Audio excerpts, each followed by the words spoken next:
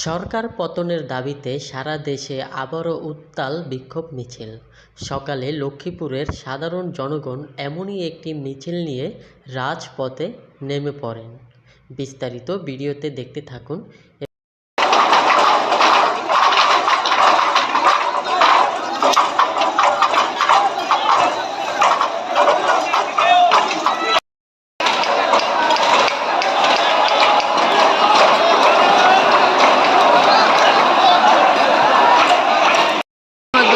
সময় নেওয়া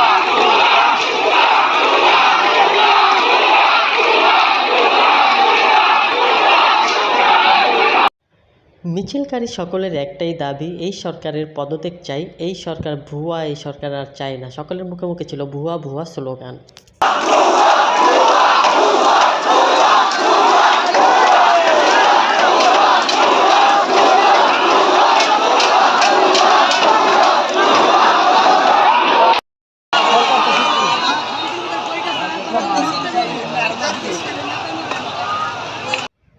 মিছিলের সময় বন্ধ ছিল লক্ষ্মীপুরের বাজার এবং মেইন রাস্তা। তবে এ ঘটনায় কাউকে কোনো রকম যানবাহন ভাঙতে দেখা যায়নি। সম্পূর্ণ সড়ক ছিল ফাঁকা এবং সকাল থেকে গুঁড়ি গুঁড়ি বৃষ্টি হচ্ছিল। যেহেতু সকাল, তাই তেমন কোনো ভারী যানবাহন ছিল না। পুরো রাস্তাঘাট ফাঁকা ছিল।